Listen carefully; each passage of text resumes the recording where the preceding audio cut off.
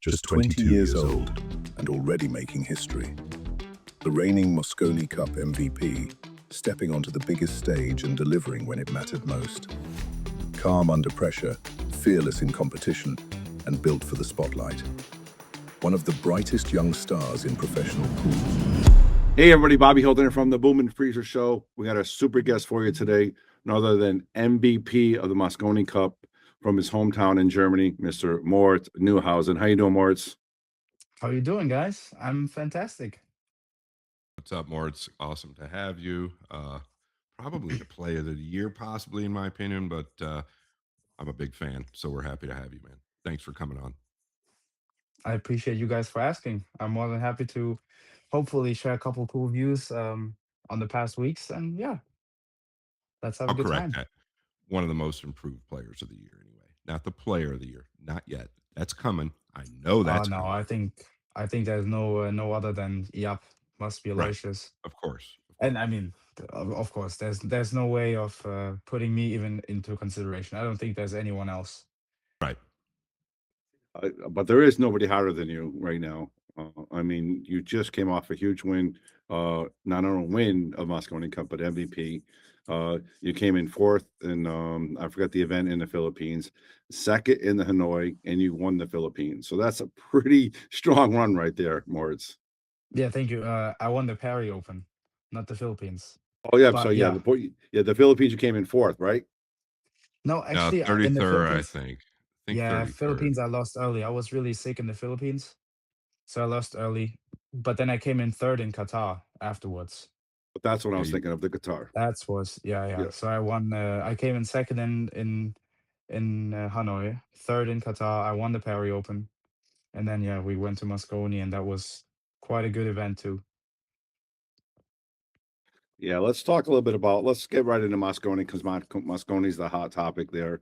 Uh, we were there.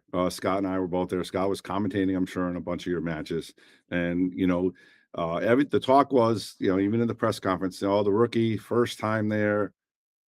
You didn't think nothing about that. We had Dave Bartosiak and other people in the crowd yelling rookies in the background. I mean, trying to do whatever they could to rattle you. And how are you able to stay calm like that, Moritz? How are you able just to block all that out or feed into it? Mm, well, I did some mental preparation before I came to London. I just made sure to watch every single one of the Moscone videos, so I know what was gonna like what I had to expect. And I mean, it was still much more impressive in person than on video, obviously. But it was good to just get myself to feel how it's gonna be. Obviously, it was much more intense in person, but I just wanted to make sure that I knew what to expect. And when I got there, obviously, I knew how it was going to be. I know there are many people. I know that they're shouting and screaming, and it doesn't matter if you're down on the shot or you're just thinking. They're gonna try to get into your head, and I knew in advance. And then also we spoke a lot about it with the team.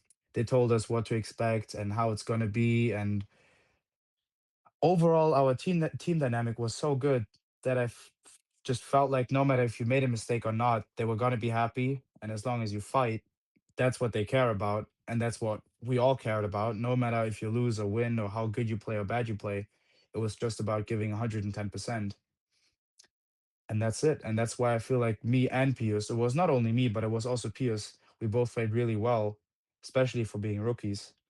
And I think that was probably just because of the team. Yeah. I kind of want to circle back just a quick second, and we'll obviously go back to the Moscone Cup. I'm sure we'll touch on that a bunch while we're doing this today. We circle back to the PLP in Bosnia, right? And I think, you did. I don't know that you played your best that whole event. Obviously, I covered that whole event. But what you did do that whole event is stay very consistent. You were in the running the entire way. I know that after you won that PLP, but it was such a defining moment, in my personal opinion, for you. Of course, you won the ranking event, Jason Shaw's pool room, quite a long time ago now. You had a little bit of a quiet spell, but you were constantly improving on your game. And I'm going to touch on what I really like about your game as well, because in my opinion, your fundamentals are as good as they get. Your takeaway and your delivery are so solid. You get through the ball so well. And this is really, in my opinion, why your results, your hard work, your mental state, results are so good. But going to the PLP, right? We all know how grueling that event is. You can touch on how grueling that event is, but you were kind of hovering in the lead there, kind of hovering into the lead, and then boom, you make the finals, right? I think it was FSR, and I mean my head's kind of spinning because that event was just crazy. I think it was FSR that you defeated in the finals 7 games to 0, and nobody really saw that coming just because of the format and how close all these matches were. But something you and you can touch on the PLP, but something you and I talked about immediately after that event, and it kind of stunned me. But I didn't respond to you. We were just talking, and I said, "What's your plans? Where are you going next?" And I don't know if you remember this conversation. You got a lot going on, but you said, "I'm going home." I said, "You're going home," and you said, "Yeah, I've made the decision to only start playing majors going forward." And when you said that, I thought, I don't know if that's a good idea or not. But as we're standing together talking, the more I thought about it and the commitment that that takes and the training that you're going to do in between those majors, it really made a lot of sense because, in my opinion, if you're going to do something like that, it puts even more pressure on you to perform very well. Because instead of playing all these little events and wearing yourself out and maybe doing good in one, but it's not the majors, now you're really putting it on yourself to perform in these major events to where the heat is on. And I just wanted to touch on that a little bit. Hmm. So, Yeah, so what absolutely. do you think? Um, well, let me start with the preparation for the PLP, or maybe the beginning of 2025. Because last year I really tried to chase Moscone. I was pretty close 2023, but then I got sick at the US Open. I was on a good run, as you mentioned. I won the Culees tournament in Jason's room, so I was on a good roll. Then I got sick. I played terrible. I lost to Beisterbosch to get to the last 32, I think. So I was close to the Mosconi, then didn't quite make it. Then in 2024, I told myself just go and play every event. So I did. I went to Mexico. I went to China twice. I went to Colombia. I went everywhere. I played all these events in the US, and I ended up doing worse than the year before. So I was like, how does that make any sense? I had a good finish in the International Open last year, but I was like, well, how is that correlated? I played more. I feel like I'm improving, yet like the results are getting worse. So then I realized, okay, maybe for me it's better to just stay home more, practice more, make sure my mental health is like I'm happy. I just need to be happy. And I think that's why Aloysius is so good. He always seems to be happy. He's not bothered. He loves to travel and he just plays. That's what he could do.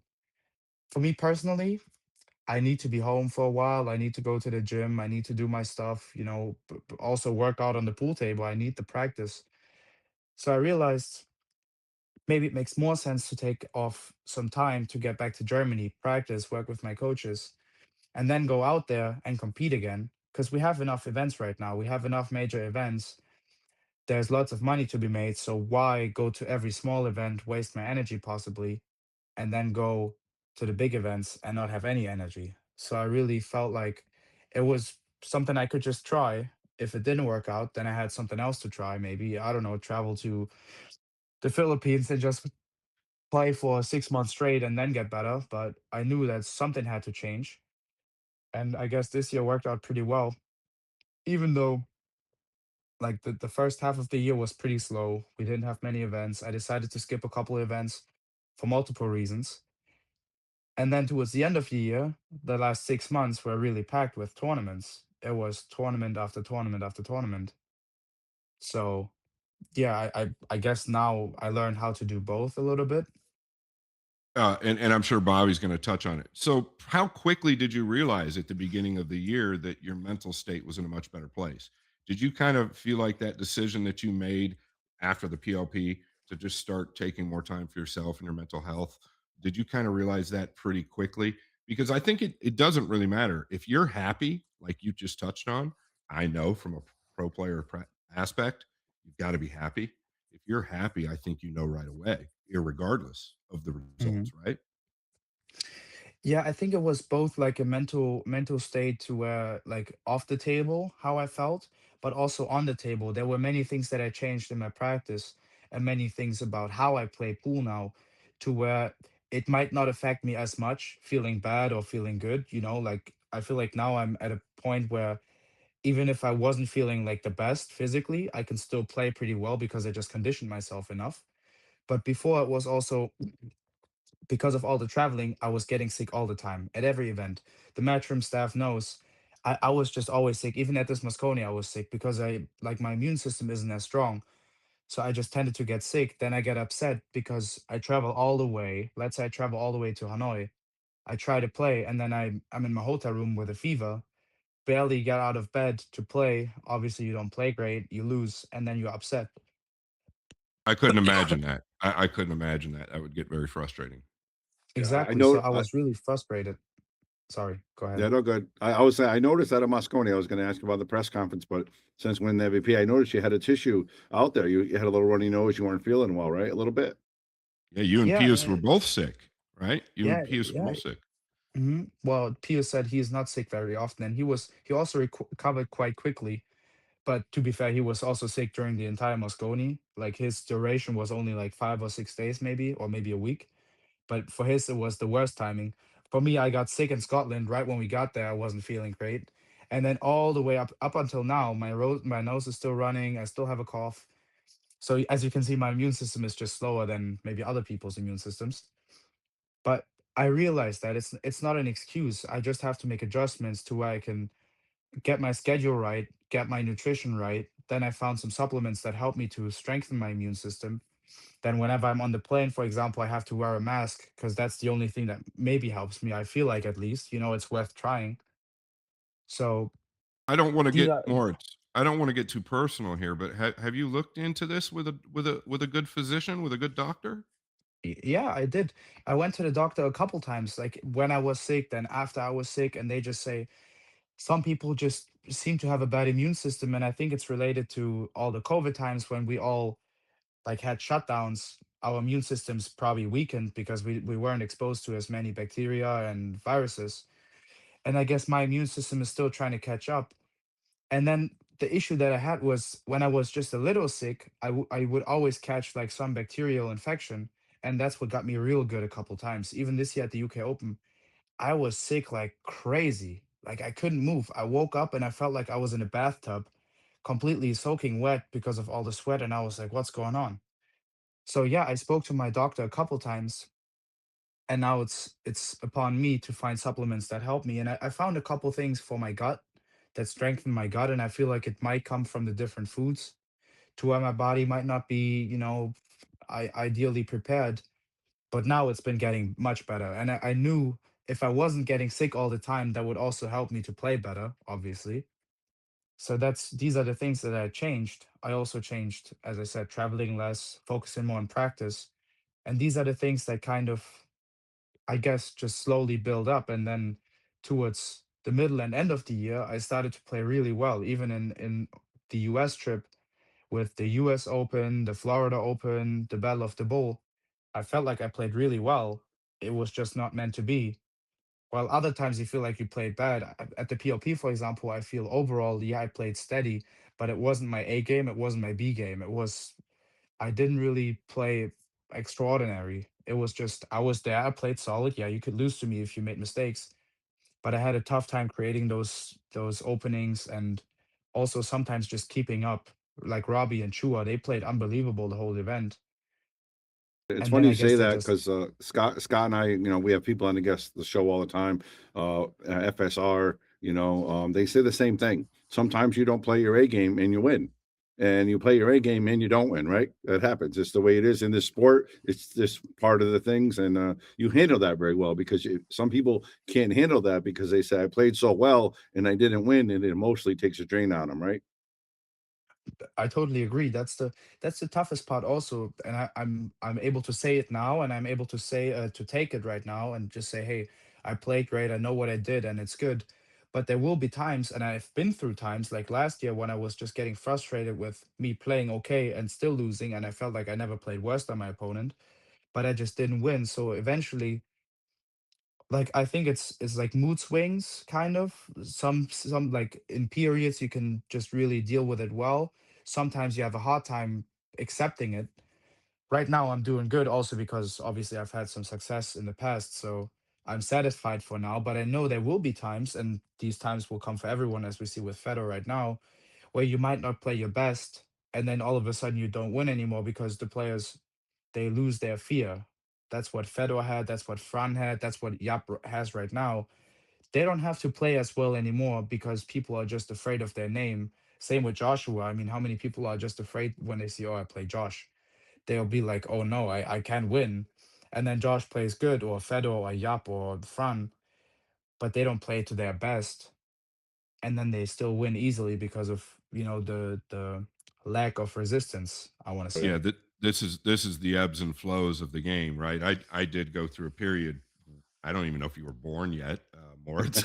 God, He was I'm young. He old, was but young. I'm old, but I went through a period where I'd go to the Derby City Classic every year, and I'd offer to, there was thousands of players there, and I'd get on the microphone and offer to play anybody for 100,000 down to 10,000, and nobody took the offer for many years.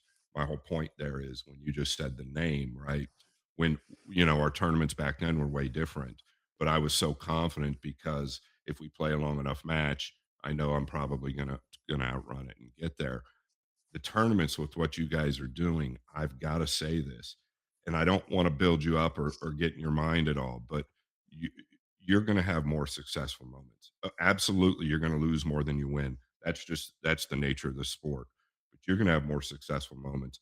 I talk about when I'm commentating your matches. I do a lot of teaching. I've actually had some great players come here. I can't talk about that. People are flying to me to teach now, and I've worked very hard on that. Your transition, your transition, your takeaway, and your delivery with the lack of body movement, how solid you are over the ball, it only bodes for success. Obviously, you've put the hard work in. I personally do not think, and I include Yap in this category, I do not think anybody looks better over the ball in the final transition than you right now. And when I say right now, I just don't, you're young. I don't see that going away anytime soon.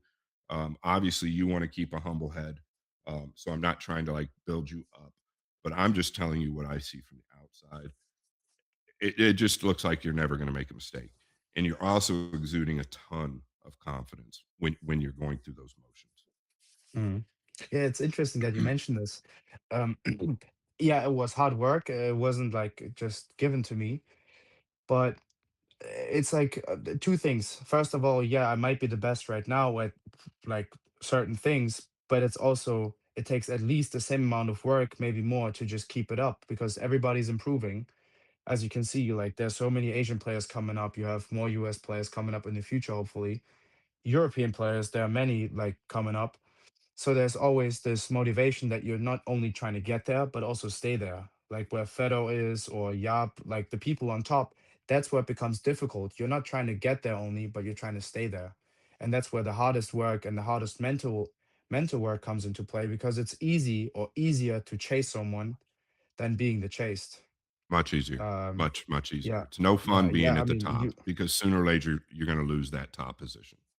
exactly. So now, even though I've had some success, I wasn't nearly as successful as other players. But now it's time to just dial in and really make sure I maybe get to the top and then stay there. While other players, they want to get there. And to me, I still didn't realize I played the Mosconi. To me, it's still like, yeah, one day I want to play Mosconi. Then the next goal was one day I might be MVP, but that's also like really based on luck. So Lucky, lucky, these are lucky. things, lucky, lucky, lucky. That's how it goes. So these are things that just in my mind, and I'm sure it's the same for many other pro players, we're just so hungry for more and just so hungry to get better that it doesn't even make a difference what you win or like where you stand in the rankings. Just the closer that you get to the one, like to number one, the harder you want to work. And that's the same for me. I feel like now I want to work more. Now I want to make sure I can prove everybody that it wasn't just a one time thing, but it's like a long time thing or long term where I can keep up the level and hopefully be one of the ones that leave a legacy behind. Like, I mean, probably it's impossible, but like Efren or Earl or maybe Kaiser or SVB, Never it's impossible. just, Never. And nah, you're Never on but the do way. that. it's never impossible, but you got to be realistic. Nowadays, Yep. it's Yep. probably much It's tougher than hard. back then. Yeah. Well, Not taking away anything from them, obviously, but it's just there's so many great players right now, so many young players, so many older players, to where the density is really high. it's more Absolutely. global now too. There's more from all over. Like back, in 70s, 80s, it was most United States and a couple from other. Now you have the whole world colliding. You got Yep. talent from all over the world. I want to give you a quick shout out, like Scott did as well. Not only like your technique and your stroke, as Scott was touching on, but I've known you since you were younger. You came to Yale, played Lucas a long time ago. I think you were like 18, and something about you were actually kind of guiding Lucas, telling him what to do. You have something about you. You seem to get it. Like you're more mature for your age. Like you're only 22. You're already talking about I wasn't feeling well, so I tried this. I didn't do well this year, and I tried this.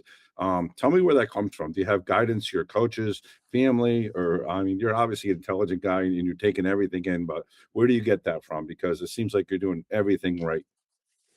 Mm. Well, that's what it seems like, right? I would not talk about the things that I maybe did like totally wrong, but to be honest, I was lucky enough to find people that were just trying to help me, and it was always that I surrounded myself with older people. Um, I don't want to say I old did the people, same. but maybe older people, because they're like kind of your age, John Francisco, for example, or like most of my coaches, they're like 50 or 60, and I Yeah. feel like just their wisdom is worth so much more. Why would I surround myself with people my age? We're all still making mistakes, while I could be hanging out with someone that already made these mistakes and I can just learn from them. So I just try to, like, the best rooms to be in are the rooms where you're not the smartest person. If you're the smartest person in the room, you should be in another room. And I that's the absolutely love mentality, what you're saying. that's the Yeah. mentality that I follow. Like, about life, you can always learn more about life, always more about the mentality, the way you see things. So yeah, I guess that's where it comes from just older people. My family was always very passionate about me being like a pool player, and they were really um driven, and that's how I would describe myself too. I'm driven to just improve and ambitious, and that's where it comes from. I'm just always hungry to learn. I'm hungry to become better, and I also like to see, as you mentioned, like for example, Lucas.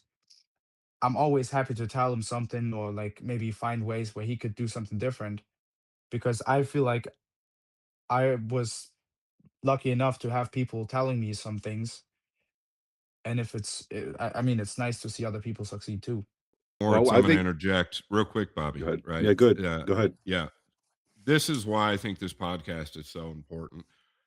In my opinion, in 3 seasons, and I don't know if everybody's catching this moment, but what you just said about surrounding yourself around older people. Um, when I was coming up, I did the same. I was around Billy and Cardona and Jack Cooney, two absolute legends. It's not about me. I'm not talking about that. But what I am talking about is the generations now. And what I will touch on there, and I hope they short this or clip this, because Morch just touched around being the smartest person in the room. You never want to be the smartest person in the room, ever. And I always surrounded myself around older people, just people that are really intelligent. It doesn't have to be a pool player that you're surrounding yourself with. I'm talking about you. I'm talking to you young players out there, okay? You young, hungry players that want to get better. Surround yourself around successful people. Doesn't have to be a pool player, because when you're around somebody successful, I promise you, they're going to motivate you in the right direction to improve in whatever you're doing in your daily life, whether it be professional pool, whether you're an artist, whether you're a fisherman, whatever it might be. So, what he just said, in my opinion, is probably for the youth the most important thing that I have heard come out of a pool player's mouth since we've started this podcast. Yeah, I want to say the same thing. I was literally going to tackle you and say the exact same thing. What he said there is, you had somebody that won the PLP, and as Scott touched on it, the people that you played in that event and the Cooley's event. I mean, you're playing all the killers, Shane Van Boney, FSR, everybody. You win those events, you win the MVP Moscone, and you're still saying, I listened to other people. That's Oh, yeah. really strong. That's strong. A lot of people at that point say, I got this. What you're saying is humble, respectful, and gets mad respect from me for sure. Well, thank you, but I think it's just essential. What you said, Scott, is exactly right. Successful people in general, I think that they're like similar in many aspects to where they have similar character traits. So for example, no matter if you have a successful businessman or maybe artist or maybe a sports person, they're all driven, they're all just chasing their goals, they're willing to sacrifice things for what they want, for their goals. While other people might have been going to clubs and drinking all night, I was in the pool room playing and practicing. And so were you probably in your youth, when other people just did fun things, you knew what to do. And it's going to be the same for very intelligent people studying. They'll go back to their house and study or just find ways to improve. And I think that's where it's like, that's the biggest message. If you want to improve, you have to sacrifice things and just follow your goals and follow your heart. And if you're really passionate about it, it shouldn't even feel like you're actually sacrificing anything. Yeah, really great question, Bobby. That brought that out in Moritz, and I mean, I don't even know why I've never touched on that, but until he said it, it's something that I hope these younger guys don't overlook. The problem nowadays is there's so many distractions, and I'm not just like thinking about Lucas Picasso or any young players really. Yep. There's so many distractions nowadays. It's easy to kind of lose course. But what he just said, it's really the gospel, and in my opinion, it's such a big part, and it all really comes down to how bad you want it, though, at the end of the day, how bad you really want it. And you can tell in the guys that want it that bad and the guys that don't. I know, I agree 100%. And like I said, even at a young age, there's something about when he came in, it was different. With he had the mentality, he wanted to win and do all that, but there was something. He's got a little something on him, a good edge on a good head on his shoulders. Keep that humbleness and keep that learning, because I think that's going to take it to the next level. You're already at the top level to the next level. I love what you're doing. Yeah, thank you guys. I appreciate it. Hopefully I can, or we can inspire some younger players because like exactly as you said, Scott, you really can tell by like everybody says, yeah, I want to win and I want to do this and that. But the only way you can actually tell is by their actions. Yeah, if they actually want to win or not. 100%, I used to 100%. I used to get really upset when I lost. I would run outside crying and I was super upset, not only because I lost, but because it told me I was worse than the other player in that moment. And to this day, there's nothing that I hate more than losing. But that's also a good thing. That's what keeps me motivated. I never want to lose. It doesn't matter. By now, it's at a point where me and my brother-in-law sometimes we play board games, and I can't play certain board games with him because I know it's just about being like there's not much luck involved. And when I lose, it just hurts me so bad that I can't take it. I can't. So I can't play with him. I know I'm gonna lose, and I can't play. It's Well, now, I'm now, smart enough to know. yeah, now you know why I'm 50 years old and I put the cue down, because I can't take not playing my game. And I know that most of the top players nowadays are just going to destroy me. So I just stay away. I'm happy to be doing what I'm doing where I'm at right now. And everybody's time comes, right? And that's why I don't know, dude. How old are you, Moritz? 22. and I could I thought you were 23. It's just unbelievable how good Yeah, and these you're young you're guys not are, the man. first person that said that you cried on the podcast. I think every pool player we Oh, had I've on done here, it. Scott, right? Yeah, yeah, FSR said he cried when he had to play David, and he didn't even play him. He cried before he played him because he knew he was going to yeah. lose Yeah. when he was Yeah, you got to younger. be emotional, right? You got to that's how bad these guys want it. Yeah, If you're not 100%. that way, then that's where the problem comes in.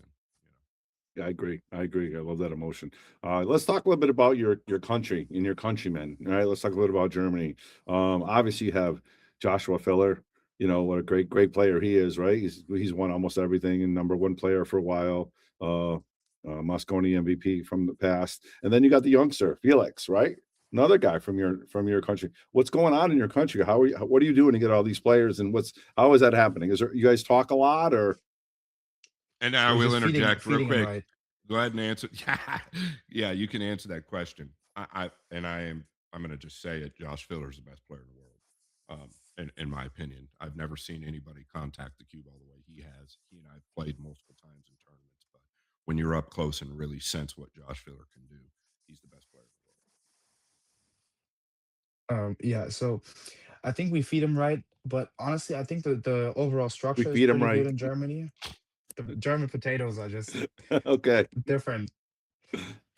Now, the German structure is really good.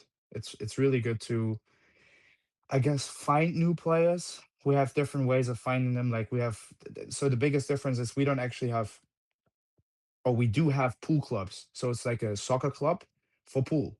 That's a place where you would just go and only play pool, and you have like no distractions. Well, for you guys in the US, you mostly have pool rooms.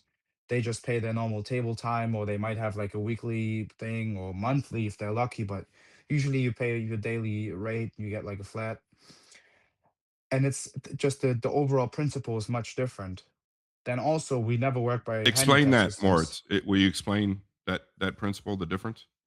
Yeah, so the difference is in Germany, for example, if you join a club, you pay, let's say, 50 euros a month or $50, and you get access to the pool club. So you can always play 24/7. You can meet up with your like teammates. We have all sorts of leagues, but it's the overall structure is more like a professional sport. Like No it's, alcohol. well, it depends. Some places you have some alcohol, but usually it's self-serve. So you just bring your own drinks. They're not meant to make a lot of money. So you have pool clubs that are, I think they're not even allowed to make money. Some of them they have to buy like expensive pool tables because they accumulated too much money. So it's not meant Okay. to make money. It's not profitable. It's There's just no a music. There's place. no loud music in the background. There's no fancy No, no, no. business. Like, Yeah. no. It's just based on pool pretty much. So Yeah. it's like a, yeah. If I'm alone there, yeah, I might put on loud music. But once there's someone else in there, you just practice together, or you have like multiple tables and you just do your thing. While in the US it's totally different. It's always in bars. Most of them serve alcohol. You have a bunch of people, then you have the regular customers mixed in with the ambitious players, Yeah. which is totally different. Then the league system is absolutely different. While you have, I think it's the APA league, right, where you Yeah. have That's APA. different one of the big pools. ones. We got a couple of them, but yeah, that's one of the big ones. Yeah, that's one of the bigger ones. While we have like a national league in different divisions, and they go by ranking, or they go by player level. So you would start from the bottom and then go all the way up to the Bundesliga, which you might know from soccer or football, whatever you want to call it. So you always have steps you can take. If you get better and you see, okay, now I'm playing more of this kind of level, you just go up and maybe switch teams, or you rank up. While in the US, you have the handicap system, which equalizes everybody. It So does not you get, drive them to get better either. no, you get punished. I can't play in many of the events, and if I was to go to a handicap tournament, I have pretty much zero chance of winning Yeah. because of the way the handicap system is made. So you have like a sweet spot where you would be maybe like a 550 Fargo, 600, 650. Yeah. In that range, you have many events. You can gamble with loads of people, and you have always something to do. But there's never the intention of getting better. While in Germany, it's different. The only way you can make money is by getting better. The only way to win is getting better. That's the only way you get into the national team. They might, like, we have some sort of support system where they would cover some of the Euro Tour expenses or different events. I'm not sure. I'm not in that anymore. But they cover different expenses in Now, is that return the for like a club? Is that the percentage. club or the No, government? that's the government. That's the The national government. team. That's the German national team. Yeah. Yep. But it's not easy to get in there. We have loads of great players in Germany, but I think they only have space for seven or eight men. So it's a small team in comparison to the whole player base. And that's the biggest difference why we have so many good players. We have many professionals, like I'm one of them now, Joshua, then Torsten, Ralph, we had Engert, we had Ortman. So many like exceptional players. Then we have many players that you guys don't know about, and they're all like 780 Fagos, Wow. 770 Fagos. They're Yeah. just unbelievable. They're really good. Like I might lose to them any day Sure. of the week.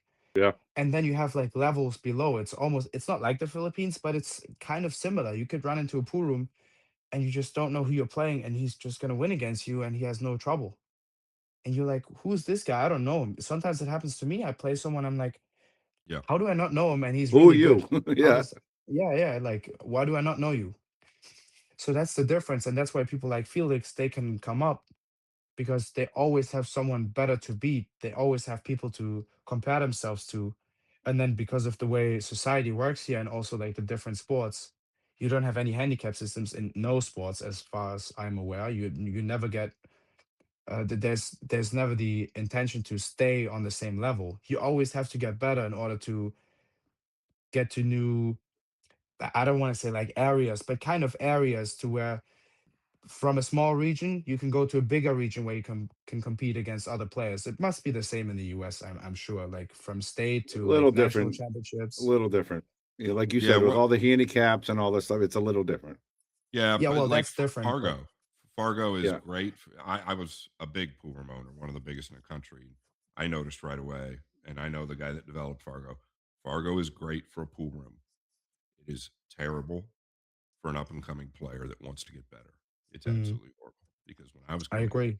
I could play all the events, I could play the weekly tournaments, you know, yep, and we were giving up a handicap, but it wasn't like what happens now.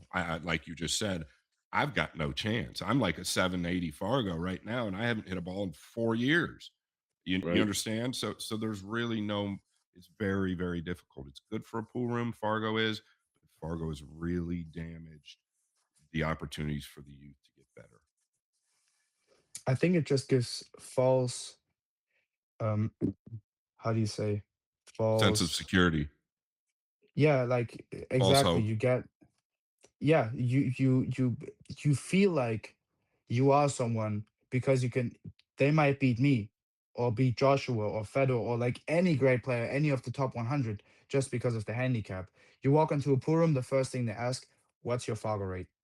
I might want to play one pocket. I have no clue about the game. They see my Fargo rate and they're like, well, you have to give me 11-1 all Right. the breaks and you play with your left eye closed and on one foot. And I'm like, well, how does that make any sense? Like, why are we here? If I just wanted to donate money, I'll go to the next charity and just donate money there. Like, there's no point. And that's the issue. People just get the false sense of security and they feel like they're much better than they are. While others, they might feel like they're much worse than they actually are because Fargo just doesn't represent how you play in right. short term. Yeah, in the long run, it might if you go to international tournaments and you compare yourself to different regions, different countries where they have different Fargo rating standards, I want to say, like different player pools, then it starts to get precise. But I feel like if you're only locally based and you're trying to get better, looking at Fargo is not going to do you any favors. We'll move Like, off from this. We'll get away from this, Bobby, and I'll let you run. But yep, this is what the podcast is for. And yeah, once again, if the younger generation is watching or anybody, and I promote this all through Phoenix, this where I live, Moritz is one of the biggest pool communities in America, if not the biggest for amateur players. But Hmm. all I tell them is, listen, don't be fooled by your Fargo. You've got to constantly want that number to go up. That should be your desire, not so that you can play some weekly tournament, win $300, yeah, not so you can stay at this level. You can't be fooled by the Fargo number. You have to Hmm. constantly want to improve that number. Since it's a thing, it's there. You've got to take it by the horns and constantly try and get that number higher. And yeah, everybody's just, the smoke and mirrors. Everybody's just kind of fallen into this lull of wanting to stay at a certain pace and do this and do that, and yeah, that's where it really gets bad. yeah. But we'll move on from it. Yeah, no, I got you. So, about the same thing. A friend of mine, John Yale, he won a weekly tournament. It was the only tournament he's played in. He just started playing in 15 years, right? He wins the whole tournament. He's at 920. Yeah, I don't know how's that even possible. He played one tournament Yeah. and he's like a 550 at best. You know what I mean? It's terrible. But all That right, ain't let's move on from Fargo. We'll see what happens. I think in the long run, Fargo's help out the world of pool. I think, right? Or no? no. The I world of don't. pool, I like think the whole, it's like the really damaged countries. Yeah, damaged the that American pool market for sure. As far as growing young America. See, players. America. I said world, like to get it just on Well, everybody. yeah. Yeah, that's I it. think to round this off, I think Fargo is not bad in principle. I think like you could say the same thing in chess must happen. Like ELO rating is something that is accurate. It's there, but I feel like the purpose of it is different than what people make it to be. If people just used it as an indicator, okay, how good am I and how far can I go up realistically, that's different than using it to stay in a certain Right. level and I to make agree. $200 weekly. Yep. So I think Exactly what I if you just could said. just Yeah. turn it Yep. around, 100%. that's that's where it becomes interesting. But that's something for the future. I guess that's only time is going to tell. And if Yep. young players like you guys watching right now, if you just aspire to be a better player instead of winning $100 in a weekly tournament, which in the long run is not going to benefit you, then yeah, we'll hopefully see something happen to Fargo. Such a smart man, Scott, right? Young Yep. man, Yep. smart. This break is brought to you by our sponsors. As you see on my shirt, you see Jay Flowers. Jay Flowers happens to be our title sponsor.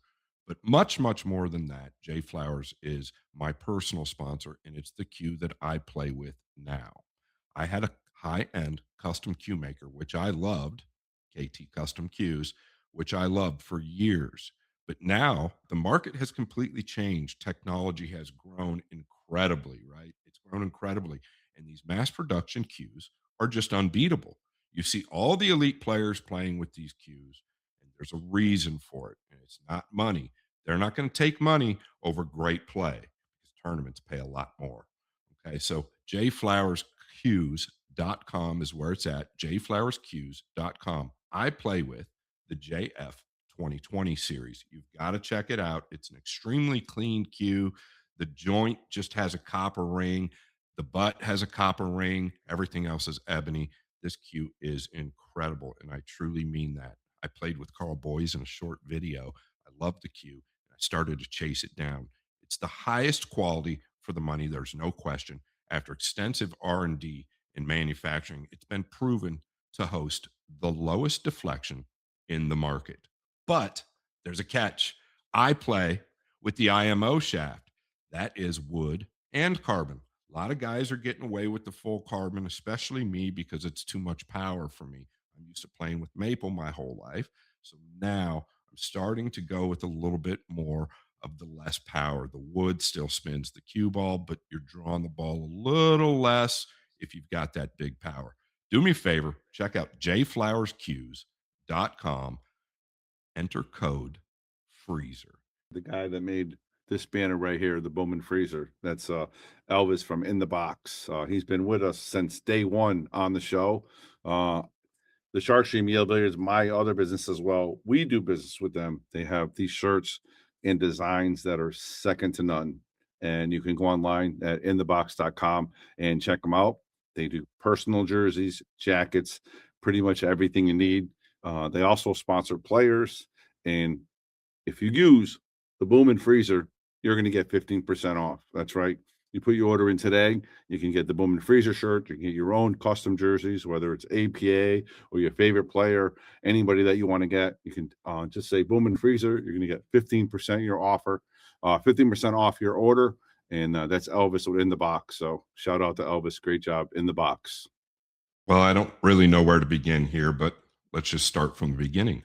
Classic Billiards in South Florida. I met Dave Bartosiak and Leah about a year and a half ago. And they immediately struck me as people that just don't stop. They don't quit. They don't give up. They just continue to push forward. And the vibe in their pool room is unlike any vibe I've ever seen prior. They want people yelling, screaming, having a good time. Not to mention their food is as good as it gets. They've got the honey barbecue garlic chicken wings, and people order them from all over that area, even if they don't play pool. Something even better is they just opened a 9,300 square foot addition that gave Classic Billiards 16 bar tables and 11 big tables with a special feature. That feature is a new arena called the Aramith Arena.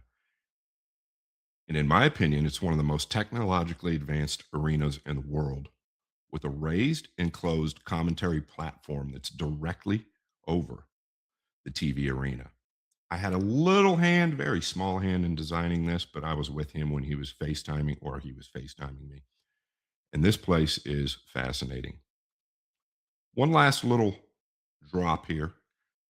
They've collaborated with Matchroom, and they are the host of the Premier League pool this year, the PLP. We call it a major because it's such a tough event to win. Last year it was in Bosnia. Moritz Neuhausen won that event. This year it's in South Florida, Fort Lauderdale, Florida, to be particular. Classic Billiards. You got to give them a look up. If you're in the area, you better check it out. Leah and Dave Bartosiak give new meaning to new pool rooms. Beer, balls, and wings, baby. I want to talk a little bit about Tommy Supplies. That's TommySupplies.com. And Tommy Supplies is a tattoo supplying company. They're one of the largest in the world. They're located right here where I'm from in Connecticut, and they are unbelievable. I checked out their factory. I'm friends with the owner, Tommy, and he's doing incredible things, not only for tattoos, but he also is all over the place. He does tattoo conventions and he's on the news. He's really doing big things. He's obviously sponsoring the Boom and Freezer show. So again, shout out to him. Great job. But Tommy's Tattoo Supply has some great products. They have Starbright ink. It's incredible ink. It's one of the most, I guess, best inks out there for tattoos. You got to check it out. That's TommySupplies.com. Get your products from them. TommySupplies.com. Tommy's Tattoos. Thanks for being a sponsor. So whenever you're in the Phoenix Valley, whenever you're in the Valley of the Sun, it's here in Arizona. You've got to come to Phoenix and check out Metro Sports Bar and Grill. Metro Sports Bar and Grill is your host for sports. You can watch any of your sporting teams on, I think, 40 or 50 flat screen TVs. They've got a section just for sports. But more than that, they've got 8 pristine Blue Label 9-foot diamond tables. That's 8 pristine Blue Label 9-foot diamond tables. And this guy, David Lee, the owner, recovers these tables literally every few months. They play like brand new. If you ever get a chance, you have to stop in, especially to Metro Sports Bar and Grill. Not only that, they have 9, that's right, 9 Blue Label diamond bar tables, right? And they play absolutely perfect as well. They use only the best in Aramith pool balls. This place is your host for wings, beer, your best sporting events, and the best tables in the Phoenix Valley. No questions asked. Do me a favor, head over to Metro Sports Bar and Grill, say hello to David Lee, and use my name. Tell him you stopped in. Maybe he'll buy you a beer. Thanks to Metro Sports Bar and Grill. Wayne Harriman, the Sandman. Wayne Harriman's been, he owned a company a while back and he sponsored the Boom and Freezer show. He since has retired and he still is a sponsor of the show. And I want to give a shout out to my man, Wayne Harriman. They call him the Sandman. Great player, a huge ambassador to the sport, always helping out, donating to charities and anything to do in the pool community that needs help. So I want to give a shout out to my man, Wayne Harriman, the Sandman. Thanks for sponsoring the Boom and Freezer show. We really appreciate it. I know Scott does, and I do as well. Thanks a lot, Wayne. So we all love stories of tragedy to triumph, and this is definitely one of them. Manuel Gonzalez Jr. was tragically injured in Vietnam. He underwent multiple surgeries and ended up losing his right arm and his right leg. He ended up becoming one of the best pool players in the Denver area. And I think that's pretty heroic and inspiring. People would always ask Manuel, how did you do it? How do you do it? And he would simply look at them and say, control the rock. What he means by that is control the cue ball. Do me a favor.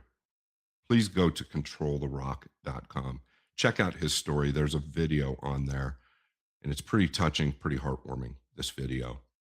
His son, Manuel Gonzalez III, is spreading the word. He's become a good friend of mine, and he sent me something pretty special. And you can get this at controltherock.com. And it's the book, Control the Rock. And that's his father right there in a crutch. He was initially right-handed, became one of the best in the Denver area with his left. So if you don't understand that, that's inspiring. I just want to thank them for their support. I want to spread the word. ControlTheRock.com. Thank you guys so much for your support. You can get hats. You can get jerseys. Thank you guys. I'll talk a little bit about my friend, Andy Gow. Andy Gow has been a friend of mine for a long time, and he is an inspiration to me. He's an actual pioneer. He's the one that pushed me to start doing videos and run my shark stream. And now he is a full-fledged sponsor of the Boom and Freezer show. And he is second to none as far when it comes to billiards. He's always supporting everybody as far as streaming, anything that's positive in the billiard community. He's making his name known in the billiard world. That's Andy Gow, and he has a motto. You know what his motto is? It's like, share, and subscribe. So here's to you, Andy. Thanks a lot. It's the Pacific Northwest. That's right, the Pacific Northwest. It's PNW Pool Thing stream. Now listen, go to Facebook, PNW Pool Thing. That's what it is on Facebook, all one word. Jesse Johnson is the founder of PNW Pool Thing stream. It's your home for medium to high stake action in the Pacific Northwest with a touch of woodland mystery. What I mean by that is Sasquatch is the logo, but they're up there in the Pacific Northwest. There's a lot of woods up there. There's a lot of funny things going on, but you should check this stream out. 24/7 stream. This thing rocks and rolls. They've got action nonstop. And from what I understand, it's probably the best stream up there in the Pacific Northwest. Do us a favor, PNW Pool Thing on Facebook, all one word. Subscribe. It's free and enjoy the show. I take a minute here to talk about Agape Sober Homes. Now, Agape Sober Homes is something close to my heart, and I'm sure everybody out there can relate that somebody had an issue where it's where they have abused drugs or alcohol and had a hard time dealing with it. What Agape does is they are a nonprofit organization, and they're looking for people that are interested in donating or helping out those in need. What they do is they have an awesome project there where they're trying to get as many homes available to these people that need it, and they do it in a nonprofit fashion. There also is a little thing there where you can actually become an owner and possibly purchasing rooms and houses for these people, for the people that need. So if you're interested in volunteering, donating, check out agape.com. The link is in the bio. Again, addiction is near and dear to everybody. Everybody knows what it's all about. If it's not you or somebody you do know somebody that had it or has that issue or deals with it. So it's a great cause. We're happy they are part of the Boom and Freezer show. So check out their link. If you want to help out, again, they're looking for donations. They also look for volunteers, and they do a lot of cool things. So check out the website. That's Agape Sober Homes. Thank you. Something I didn't think about 4.5 years ago is where I'd be now and the relationships I've built. And I owe a lot of that, or basically all of that, to Matchroom. They've put me in positions I never dreamed. And something I love about what I do is I'm always working to improve. But building those relationships, making friends all over the world is probably the most important thing. And I owe Matchroom a lot for that and always will. Yesterday, I got a phone call from two gentlemen that I've never met or spoke to in my life, Stephen Tucker and Joe Furtado. They are the founders of Hilltop Promotions, two very successful men with a vision that's going to take the billiard platform by storm. Based in Anderson, South Carolina. And their vision is to host one-on-one matches, putting serious money up in a venue built from the ground up. They've built this venue especially for this. They're going to take one-on-one players, let's say, that played in the finals of the U.S. Open in the 90s, in the finals of a world championship in the early 2000s. They're well on their way to doing this. They've already got their first two players in their first major match. I'd say they're 4 to 6 months out, realistically.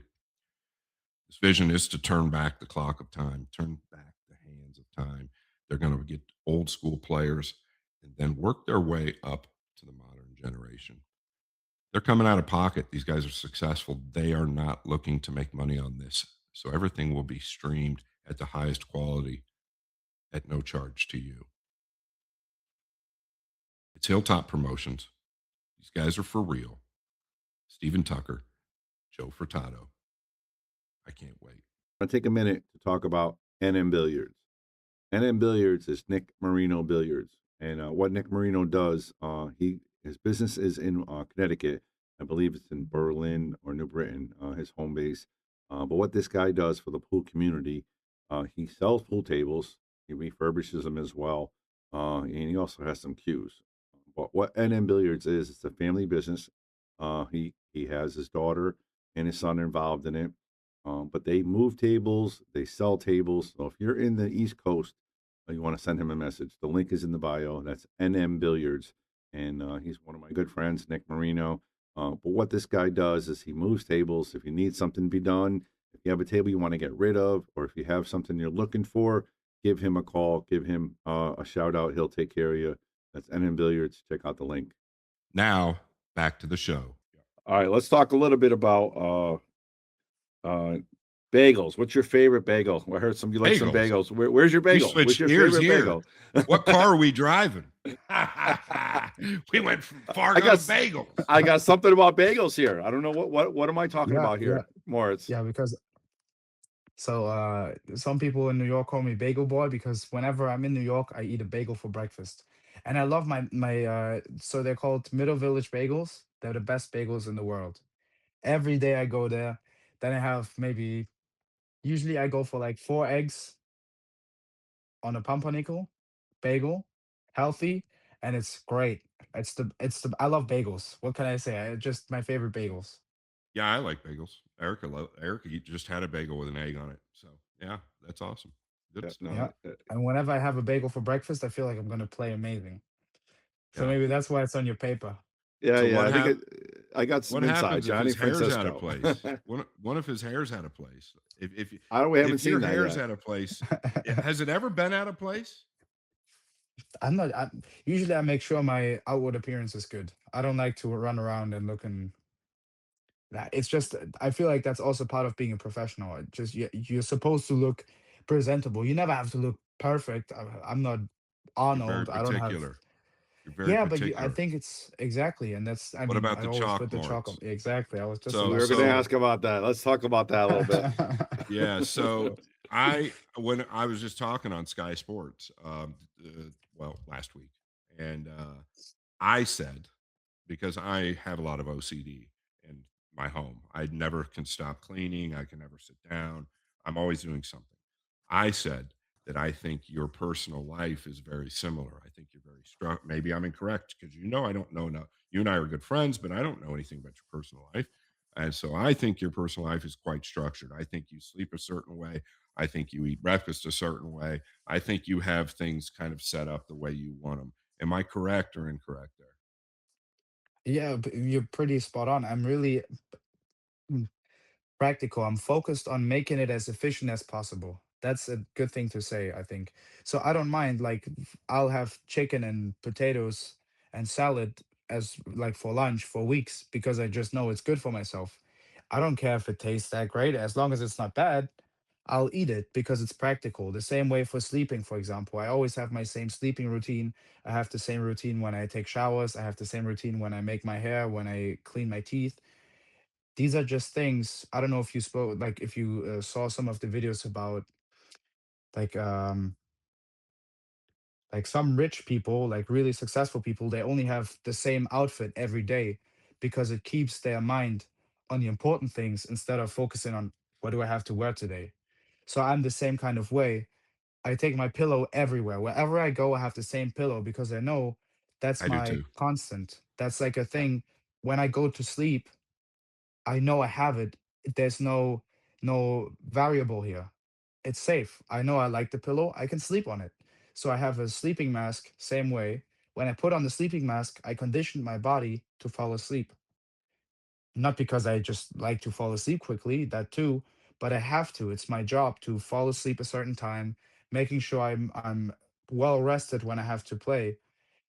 And these are things, same thing with the chalk. It's just something that satisfies myself, satisfies my mind. If I put it on the diamond, so I used to have this kind of thing. I could never put the chalk on the same diamond as I'm on the same rail as I'm shooting from because that's bad luck. So Have you now I beat put it that on the though? diamond. Yeah, but No, now I it's just on put the it on same rail. the You just on. put it on the diamond. How long you been doing that? Putting it on the diamond? I started at the PLP. There you go. Yeah, and then I started doing it, and then funnily enough, I read about it because I just wanted to know if that's something usable. It just satisfied me. I just like things like that. I don't know. It's like same with my hair. I just like when it's in the middle. Like it's just something about me. I can't explain it. Yep. So So now, for those of you guys who don't know, I mean, obviously most people watching our show do our pool, but if you go, especially Moscone, you can see every time Moritz shot, he took his chalk and he just moved it and put it right on the spot, and you couldn't see the spot from the overhead camera or the diamond. So that's what we're talking about. And for whatever it is, it seems to be working. And I like it. I like the thought process of what you're saying. You feel comfortable. That's what you want to do. So you're going to keep doing it, right? exactly, and also psychologically, there are many things connected to it where like I'm used to conditioning myself and my body, and it's the same kind of thing. So many people in the comments actually also said, like under all these posts, many people talked about it on Facebook, and some people also said it's like a transitioning thing to going from one thought process to the other, which is like an act of transitioning, um like it's a mechanism. So whenever I Yes. put the chalk on the diamond, it switches from thought process A to thought process B. And that's what I meant before when I was talking about how I feel on the table and off the table. This is something that helps me to stay in the same kind of mentality all the time, no matter if I feel good or bad. Right now I feel like if somebody crashed into my car, I have no car at home, and then I go to the pool room, I'll still play well because I just conditioned myself to think a certain way all the time. That's Nothing's where these stopping you. routines come into play. Yeah. Yeah. Exactly. And that's why, I for example, yeah, go go ahead. ahead. No, go ahead. I was just Finish. about to say, with many players, you see, they will play great one day, but they will play terribly the next day. And this is one of the reasons because they haven't conditioned themselves to a point where no matter what happens outside of the table, they can still do the same thing like inside the table. But I don't know if that's the same, like the correct way of saying it, but It I guess you is. know what I On mean. the tables It is. inside. Yeah, yeah. Like So yeah, so like so Moritz, I went through when I was in my prime. I had the cue. I'm left eye dominant, but went the only few times that it happened. Anytime the cue, I would walk or approach the table. I always had the cue on the left side of my body. Right. Anytime I was playing my best pool, the cue was on the left side of my body. That way, when I brought the cue in, my dominant eye picked it up first. Right brain, left brain. I don't want to go into all of that, but that's something I also teach people. On top of that, with the chalk, my chalk was never on the right side of the table when I was down on the ball because my right eye, which is not my dominant eye, would pick it up. Now, I don't know if you think I'm crazy or not, but there's something to that with left eye, right eye being dominant because your wires can get crossed. So it's very similar to you. I was very specific to that. When I did recognize I wasn't playing well, I would have the cue in the right hand from time to time. And it just felt like something wasn't right up there. So to your mhm. point, I think most of the elite players have something that they don't talk about like that. Well, mine's just visible, right? Mine's Sure. easy to Yeah, pick yours up. comes out, people see it. But there are so many things, and I think many players have different routines, but they have similar behaving patterns. The way they behave, something about us, like strongly competitive people, is the same. We must be wired the same way somehow because we used to, or like we tend to have the same kind of mechanisms. Like Nadal, he had the tick where he had to turn his label from the bottle away from him, or some things like that. Or Yep. when he Yep. like served, he always touched both his ears and then the nose and the shirt. And these are just things that you develop under loads of pressure to cope with the pressure. And I think these are things that just get you to a point where nothing else matters. You're just in the flow state. Very well Well, said. Yeah. and many people believe it's luck to get into flow state, and it's something that only few people can do, and they can only do at certain times. I strongly believe that if you condition yourself the right way, you can always achieve the flow state to a certain degree. Sometimes you'll just be totally gone, and sometimes you'll only be in a like lighter flow state. But I think overall, Trying that's to what limit it smaller. exactly. So the Yeah. range of flow state will always like it will be there. You'll be maybe here or maybe here, but you will be in a state of absolute concentration. And you'll get to know your body, and you might think I'm crazy here. I know you won't actually, but you'll get to it's so good at that you'll wake up knowing. You will actually wake up knowing that you're in that flow state. Maybe not to the Yeah. top level yet because you've got to get into it, but you're going to wake up because people used to say how good I used to play. Well, how do you play so good? I said I wake up playing good, right? Because it's your patterns, it's your mechanisms, it's things that you Mhm. do. Here in the States, we call it your little quirks, like the little things that work for you. Yeah, or But ticks. that's Yep. actually some pretty deep stuff that you can get into on that side, and it's all mental. It's all mental. Yep. That's where the business sense comes in. Mhm. I love the fact that you're just talking about like the chalk. You brought it up originally because, like you said, he gets in that mindset. It also can kind of work from shot to shot because as they're level, you got to make sure you're not thinking about a previous shot, previous game, previous anything. So what you're saying is you mentally focus.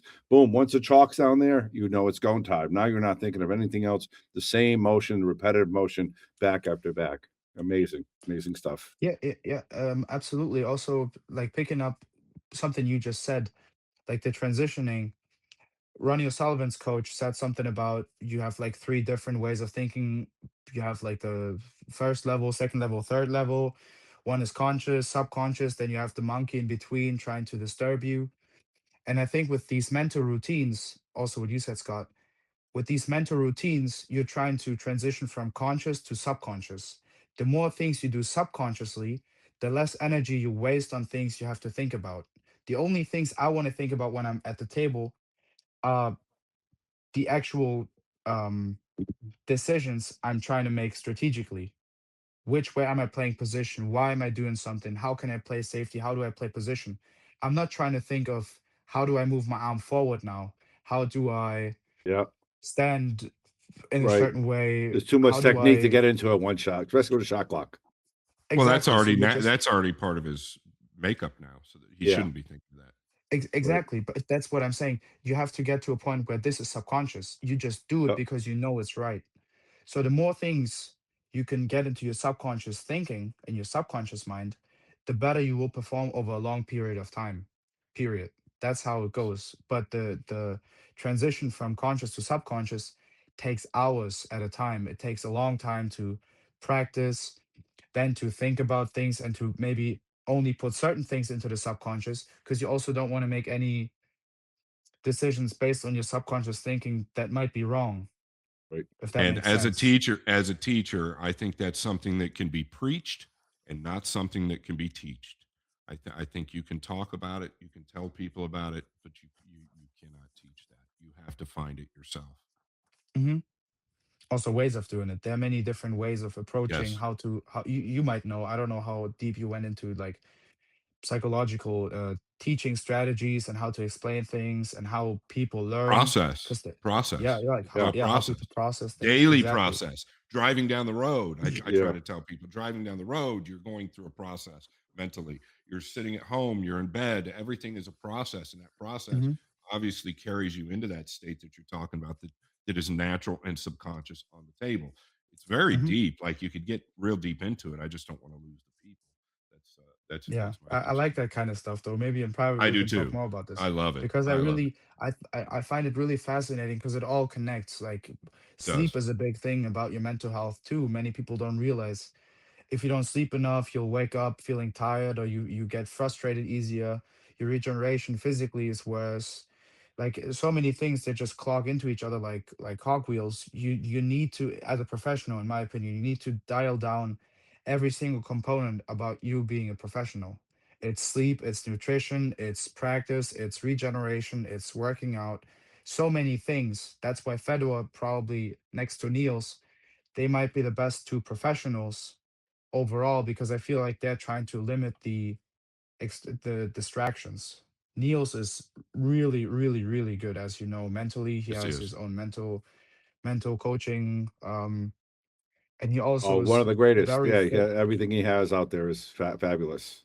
Physically, he's in Yep. fantastic shape too. I Yep. see him all the time riding his bike, working out, and he makes sure he just He's always gives happy too. himself the best He's always chance. happy. Yeah, that's why, because he learned how to think in a positive manner.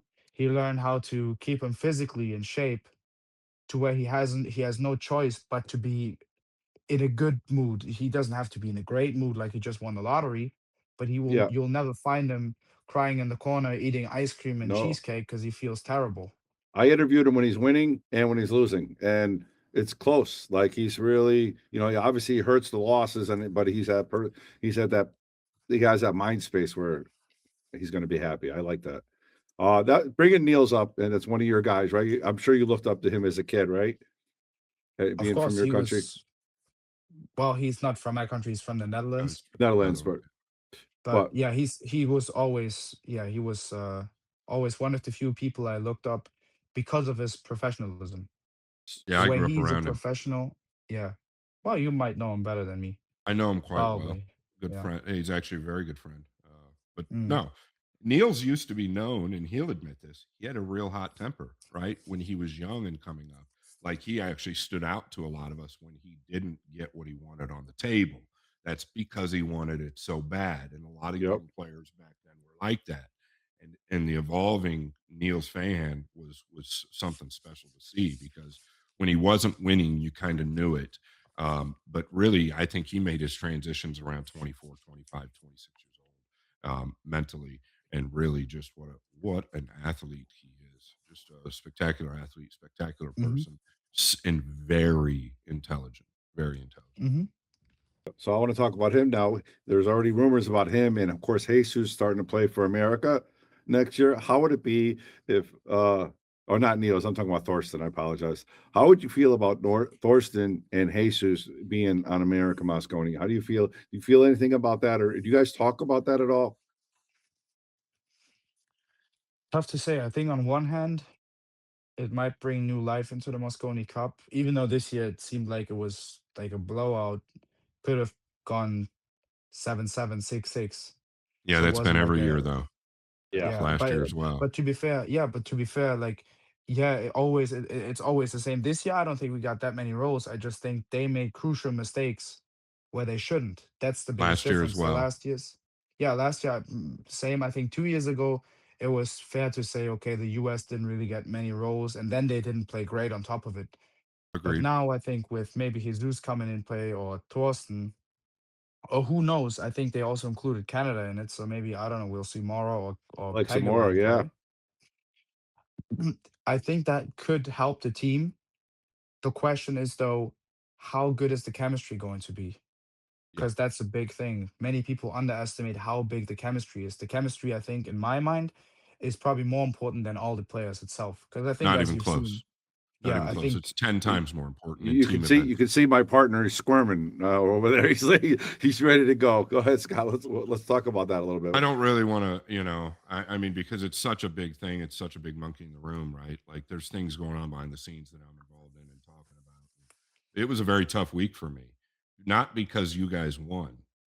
And this is something that's been overlooked for many years with the Moscone Cup. You're going to get me to do this. But Europeans are different than Americans. Okay, I don't care if we have elite American players. European elite players are completely different than Americans, and that's okay. That's okay. Europeans have always had the ability to gel as a family much quicker than Americans, and there's a big reason for that that I'll talk about. But there's a lot of underlying issues with each individual that are on the American team.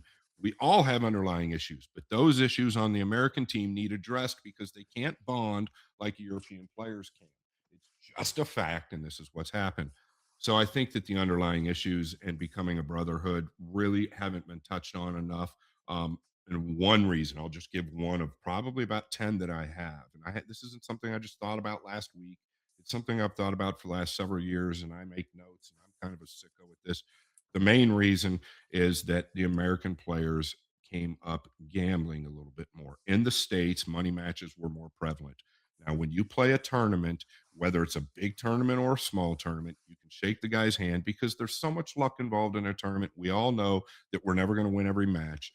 And it's pretty easy to forgive the other guy and go on. I know might not be saying everything the same right way. But in money matches in the States, when I was coming up, I thought it was a great thing, but I made a lot of money doing it. In money matches, you tend to want to despise the other person, and it starts to build egos. It starts to build animosity towards the other guy. And I don't care what anybody says. I know over time that animosity will grow because somebody's going to win and somebody's going to lose. So that's okay. That's healthy. There's nothing wrong with that. But if those things aren't addressed behind the scenes at the ultimate level before anybody even hits a ball, and what I mean by that, and I'll just freaking say it, is if I'm the captain and I don't have all five of my guys in a room. And we sit in that room for 12 hours, as long as it takes. And I want each one of those guys to tell the other one what they don't like about each other and what they do like, where they came from, who their parents are, how tough it was to get to America if you're Federer, how tough it was for Shane to grow up when he was bullied. And I want them to know every little thing about each other, because before we leave that room, if we don't, they're not going to respect one another. Europe is different. Okay. And those things need addressed first before you can truly trust one another. Like he just said, it doesn't matter how good you play. And he said that in a sense. It doesn't matter how He great did. a player you are. It doesn't matter. That's irrelevant. In this format, in a race to 5 format, that format actually favors America, because we're not the favorites on paper. But in a race to 5, we're going to get the looks. In this format, we're going to get the looks. So there's a lot of underlying things that need addressed. Of course, preparation is everything.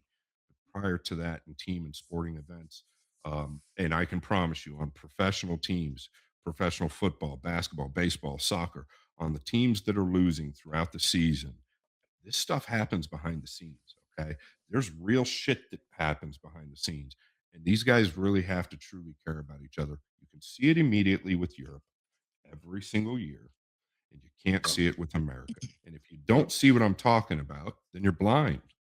Yeah. I think that's exactly what Morris was talking about, right? You even said with Morris, with Mora or Alex, how will they gel? That's exactly what you were talking about. They have to respect Yeah, one another. yeah, and it's I'm I'm not saying as players they obviously they're good enough. That's not the issue, and I think overall the team USA is much better than they've shown over the last couple of years.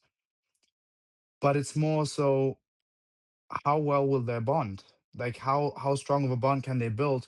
Because now I can only speak from experience from the Reyes Cup and Team Rest of the World, and it's kind of similar. I feel like it's going to be similar. Yeah. The With us, it Philippines was are like this, difficult. right? They're hard to break. They're like a Well, it's Yeah, family. well, Asia. Yeah. Yeah. Team Asia had one Yeah. advantage.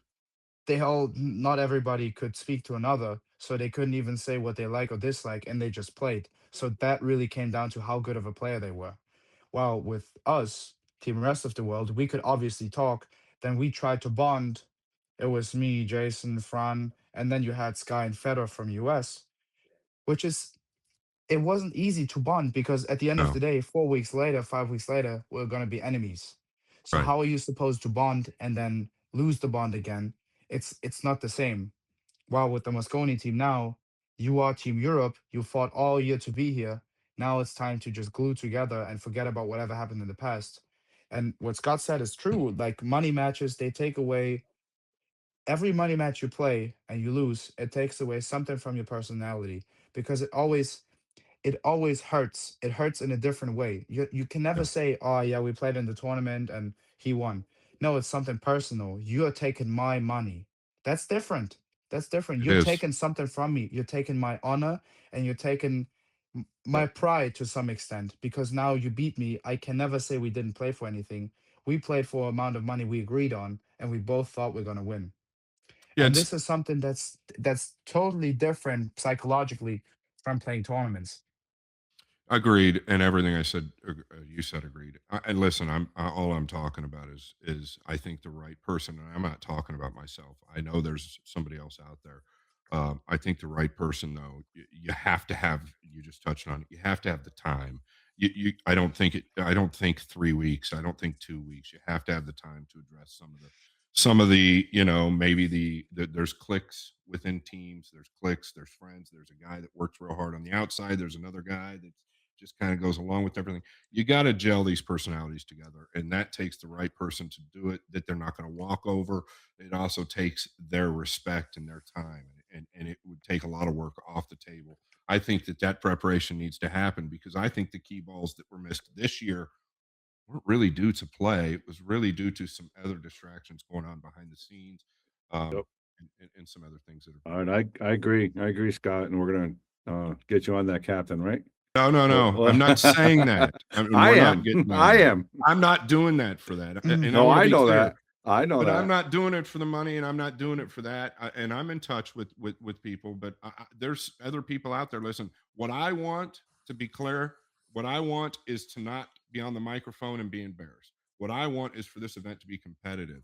I know they want this event to be competitive. I talked to Jason Shaw in depth, right? I know they want it to be competitive. They don't want to course. lose, and they love winning 11-3. But for the fans and for our country, this event needs, and for Matchroom and for the Moscone Cup, this event needs to be competitive. And in order to do that, a lot of things kind of need to change. And that's what I was talking about when I'm commentating. Is a lot of changes need to happen. I don't Hmm. think so. And that's what it is. Good stuff, both of you guys. That was fabulous. Let's talk a little bit about first Moritz. I don't know if you know, Moritz came down the East Coast because he's friends with Johnny Francisco, right? He's Oh, yeah. Curia. He kind of got, so when he's down here, this is what he won, Scott, in like I would say less than a year, right? He won the Ocean State, he won 2 Josh tournaments, Cooley's, the PLP, he won the Racks. You know what I mean? He just won everything here. Was unbelievable. Tell us about your experience in the East Coast. Like it seems like everything you played, you won, right? Well, that's what it seems like. Obviously, I didn't win any of the US Opens yet, and I didn't win Florida. But yeah, I just in the US, for me personally, it's always a little bit different because I know so many people by now. And something about it, like as we've covered before, I just feel comfortable. For me, English is okay. I can speak English well enough to get Very along. good. Are You're you very kidding good. me? Unbelievable. Yeah. Thank you guys. Fluent, Appreciate very it. fluent. Very fluent. So I don't have to worry. It doesn't feel like I'm in a country where I can't talk. I can communicate to people. I can talk to them. So I know my way around. I know how it works. I feel confident. I feel confident just being there in general. So then it's easier to play. While in Asia, for example, it's different depending on the country where you are. Some people don't speak English, like in Vietnam. Yeah, you might get lucky. While in China, no English, no English. Nobody really speaks English. So it's a different kind of traveling. That's why I like the US overall. Then obviously New York is like my second home now. I spend loads of time there, which I really love New York, and I love the the way American people are. They're much different than Europeans, but they're Yes. like, just cool. Also, I don't I like Americans, Sure. like the ones that I met so far. So that's why I feel like I play good in the US all the time. I know how to get good food. I know how to prepare myself for different things that might happen in the US. Like sometimes you go to a city and it feels like nothing is around. So then you need a car or you need to know how to Don't get know what to around with expect. You don't Ubers. know where you don't know what to Yeah, expect. Yeah. exactly. But now I know that sometimes I just don't know what to expect and I can prepare myself mentally differently. While in Asia, it's difficult to find out how to get from A to B. It's difficult to find good places to eat Yeah. because it just works different. You might use different apps. You might use different ways of transportation. As you know, in Vietnam, you use the scooters, which is scary for the first time, hopping on the back of someone else's scooter and Right. then driving somewhere. But it's normal. And then after a while, you get used to it and all of it. Like each country has its benefits and its downsides, and so has the US. And I just like the US. That's all And I you can fit say. in. You fit in the United States, Bobby. I kind of wanted to circle back to your initial question, which was the Moscone Cup. But that being said, I wanted to touch on the Hanoi Open. Right, that was my first year at the Hanoi Open. Obviously, you made the finals, and I'm sure Bobby was probably going to touch on this, but I'm just kind of redirecting it. But Yeah, yeah, yeah. Go ahead. this is a perfect example, and Aloysius Yap, when we had him on, I suggest everybody watch that episode. It was, I think, Yeah. pretty comparable to this, but this is really good stuff. Um, to me, it just looked like you were, and I know how this works, but if you just looked at you every single match, it looked like you were just a lock to win the tournament. I've said it multiple times. I don't think anybody played better over the span of that week than you, more consistent than you. I watched you very closely. Obviously, I don't think you would have wrote it any better way if you're going to lose to Pius Labutus, right? Where he had some matches where I felt like at the Moscone Cup as well, and I think he'd be the first to admit some matches were patchy, some decisions were patchy, but I get it at the Moscone Cup. But he had some of those matches throughout the Hanoi Open. But I'll tell you what, he really kicked it on in the finals there, right? He really kicked it on. You didn't have a lot of freaking opportunities. I mean, I was covering that match. You Mhm. want to touch on the Hanoi Open a little bit? Yeah. um Overall, great tournament. I love to be in Vietnam. Vietnamese people, are very different to European people and American people, like Western people in general. So it took some time to get used to it, but I enjoyed the Perry Open. I enjoyed the Hanoi Open. First match, actually, I remember that might have been the best match I played ever. That was unbelievable. I won 9-0, and the guy, I think he couldn't see a ball once. I got him stuck to balls like three times, and it was unbelievable. And the tables were really tight, so I start the whole tournament off with a pretty much perfect set. So I was like, man, this is good. I like this. Good start. It's unbelievable there, by the way. People don't realize how hot that room is, and probably Oof. never will Uh, realize how hot that room is with the tight pockets. Unbelievable to play that good on that equipment. Go ahead. I was just about to touch on that. So then, when the days went on, it felt like it was getting warmer and warmer. So I'm like, why is it so hot? And I was prepared. Hanoi was always hot. So I took a wet towel, and I don't know if you've seen me in the final. I did. I had in the end I had like a Glad big you- towel. It was just soaking wet, and I put it around my head. I played the last 64 against my one of my very good friends, also from the tour, Frank the Tank, Francesco Candela, and I was this close to passing out. I'm not kidding. I stood up once. I stood up too quickly. I was like, "Ooh, I might just knock out." It was so hot. My metabolism was fighting. I had the craziest headaches ever, also in the finals. That's why I had to take like painkillers because I just had the worst headache ever because it was so hot. And I was surprised how well I played overall. I was really happy with the way I played, and I think that's just some sort of mental resilience I built, also with my routines, and then conditioning myself to where I just played pretty well regarding the circumstances. And in the finals, it's really tough to play a friend first of all, and then it's really tough Absolutely. to play with someone that is like this is a life-changing event for them. I had the life-changing event the week before, and maybe That's subconsciously true. I think my body language was different than before. And realistically I think I could have played better, and if I played better I might have won. He played very well, and I was happy for him to see him play so well in the final. I saw some of his matches before, and That's it. I think he played better before, like Yeah. in other tournaments than the Yeah, absolutely. Hanoi Yeah, a Open. little patchy. But the final was really good, and that's what it comes down to. It was the same for me in the PLP. You don't need to play the best pool all the time. You just need to play it when it's important. And that's what you saw with Robbie and Chua. They played unbelievable the whole The week. whole And time when at it was PLP. important, Yeah. yeah, when it came down to it, they just made mistakes all of a sudden. While me and Fran, we kind of picked up our pace as we got along. And that's how we ended up in the final. And I played pretty well in the final too. So those are the differences, I guess, in timing. Timing is really important in pool. Sometimes you can play terrible and still win if it's against a weaker player, and sometimes you need to play unbelievable to beat someone because they happen to play extremely well too. So timing is, interestingly enough, a very big factor. And I was happy, even though I lost. You could still see the disappointment, but I was so happy and stoked for Piers that after all this hard work he put in, he also got rewarded with the Mosconi Cup. And that's why we had a blast at the Moscone. We just walked around, and so many times we just said, "This is so cool to be here with you." And that's how it was. Awesome. Awesome. Yeah, I want to touch base too. Not only the Hanoi, so the week before you're playing great. You played the Perry Open, great tournament.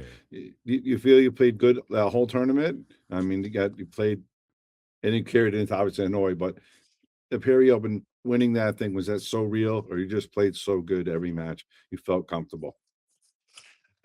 Really interesting. The first match in the tournament, I played against some Chinese guy, I think he was. And I rewatched the match, and I still to this day can't believe how I could lose after playing so well. I snookered him every match, every single frame. I got him glued to the balls, and I came back to the table to the worst positions ever. And after the match, I lost. I sent a voice message to my coach. I was like, I don't want to play anymore. This game is crazy. I can't take it.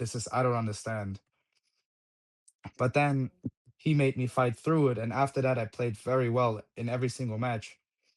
I think I had one a little bit weaker match against Harry Vergara in the last 64. and then I made a crazy jump combo across the whole table and ran out. And I think that was the last shot he played, like before. And then I played really well all over. Maybe the semifinal was a little bit patchy with Copenhagen, but overall the level was really high, and I was really happy with the way I played and with the way I felt. Also, it was really tough to stay in the moment mentally because I knew if I was to win the Perry Open, my chances of Mosconi Cup are right Yeah, there. Then absolutely. chance that Reyes Cup potentially are right there. Then it was also like loads of prize money. So it was a big thing for me. This is like a career changing event.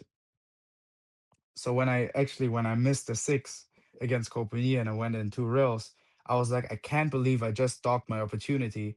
And then I saw the six and I was like, oh my God, I guess I didn't dog it. Yeah, you had new So that life. was That's yeah, how that it works was I sometimes, was right? I was brought back to life for sure. So that was really cool. And then my friend Boris, who I traveled with all over Asia, he came up to me after I won the final. He said, now celebrate, like be happy. And I just couldn't realize that I actually won. And I asked him how much prize money I won because I didn't care. I just wanted to play. Yeah. I didn't know at all how much prize money that Scott and I was. talked about that. We pros a lot of time when you guys are playing your best, you don't care who you're playing and you don't care what the prize money's for. It's about winning, right? Yeah, the Exactly. money It's will just come. The money will come. that's something we can touch on after about life in general. But yeah, it was unbelievable. So I won. I went up to him. I asked him how much money did I win. He said 40,000. I was like, no way! Like I was so happy. So that was really cool, and we just had it. I had a good time, and I think that's what it came down to the last couple weeks. I tried to enjoy myself. I tried to take it serious and give it my all, but also like really give it my all. If I lost, even in the finals, there was nothing I could regret. Nothing. I know I gave 110%. And no matter if I won or lost, I could be proud of myself for just giving everything that I have. And if it's not enough, no problem. Then it's not enough. I'll just practice, work harder to make sure it doesn't happen as many times again. David Alcady's big on that. He's messaged that all the time. I always hear him say that. You know, you give your best, you give your all. And that's all you can do. Like you said, if you feel that you need work, you work on it. But that's all you can do, right? Yeah. That's the only way to stay happy with yourself and to stay in a good relationship with yourself, like personally, because it's easy to go hard on yourself and to be like, why did you lose? Why did you miss this ball? Especially being so competitive, it's very easy to get off track and say this was bad and I'm doing so bad and just get upset with yourself. While realistically, if you try your best, then what is there to complain about? It's okay. Everybody misses. As long as I feel like I made the right decisions at all times, that's all I care about. Everybody can hit a bad shot. Everybody could have a day off. Everybody can be sick. Those are things out of your control. As long as you do everything in your power to give 100% and have no excuses, then that's okay. It Losing is doesn't okay. hurt as bad also. Yeah, and if it's not good enough, it's still okay. Because if you can look yourself in the mirror and know that you put in everything you could, then it's just fine. And then you start putting yourself in positions to win. And if you don't win, it's okay. But if you're putting yourself in those positions to win, that's really all you can ever ask for, right? You might never Absolutely. win an event. You might never win an event, but if you put yourself in those positions, Yeah. I sooner or mean, later, it's going to happen. Efren I and absolutely agree. Efren and Earl came in a lot of second place in the finals. You know, they put themselves there. They may be two of the greatest of all time, but they come in second a lot. It happens, you know. Yeah. All right, you And ready there's for the nothing to tough be sad questions? about. What's that? Go ahead. I said there's I thought nothing to we were be sad going to about. Yeah, let's finish up a little bit, Bobby. I was trying to like transition to where you started off with the Moscone Cup. I really wanted to hear more from him about like how that went and some of his tougher matches, and uh, just give us a little bit about the Moscone Cup for you in general for your first time in the MVP Mhm. appearance. Yeah, well, first of all, I want to say the MVP. I feel very honored to be the MVP, and I think I played pretty well, especially being a rookie. Realistically speaking, though, I think it was only due to Tyler missing the nine ball that I somehow became MVP, and I still to this day believe that Joshua was probably the better player in the Mosconi Cup, and it doesn't hurt me to say I think he played unbelievable. I played really well too until the last match in the doubles when I just decided to scratch on a straight and three ball. Did that ball skid a little bit with the inside? Nah, Do you think it held, or no, did it just turn? Did you just hit it head on? I just hit it bad. But I wasn't feeling well. Also, I think I had a fever that match, and I Yeah. told Josh like I just don't feel well. But I still, that's the good thing. Like we are two Germans, we've known each other for a long time. So I just told him, listen, I'll try my best. I can't guarantee for nothing. And he was like, listen, you play great, don't worry. And we just got through it. That's the chemistry speaking. But I think the most exciting match for me was my singles for sure. I sat in the chair and I realized, okay, this is just now me and the table. And I played really well. I think I played good. I'm Close to happy with the perfect, way I I think, a played. singles match. I don't think you made a mistake. I think I well, I think I didn't make a jump. Yeah, hill. I snooker myself after playing the bank, which also, funnily enough, this is funny. Um, I didn't want to play the bank at hill on the two ball because I felt like it was difficult to make anyways, and then getting position was really just based on luck. So I felt like I should play safe, and then I thought Jason said, "Just bank it, don't worry." And it must have been someone in the crowd, I guess, because they didn't say anything. So I was like, okay, I guess the team wants me to bank it, so I'll just do it. And I banked a two ball, I land bad. And after the match, I talked to them, I say, but why did you guys say I should play the bank? I never wanted to play the bank. And they're like, we didn't say anything. And I was like, oh my God, I really went with the Uh, crowd. That was so bad. That's funny. But Uh, yeah, it's it really, must have but been a those are Scottish things, fan. It must have been a Scottish fan. yeah, it was super funny. And we all laughed about it. And I just enjoy, I also the match with Pierce was really cool to play with him and the doubles. And it was a lot of fun. And what it came down to was just smart playing. I think I made good decisions overall, playing the right shots. And that's what it comes down to. As I said, as long as I feel like I made the right decisions, that's all I care about. I can always, under loads of pressure, you can always mishit a ball or just not play well. But as long as you mentally stay there and just try to play the percentages at all times, that's all you could do. And I'm happy with that. And that's why I think I just enjoyed the Moscone Cup. I tried to play the best shots statistically, and so the statistics played out. Yeah, Good stuff. fantastic. Great playing. And then, did you know when they pulled you everybody out after the Mosconi Cup that you won MVP, or when they called it? Is that when you knew?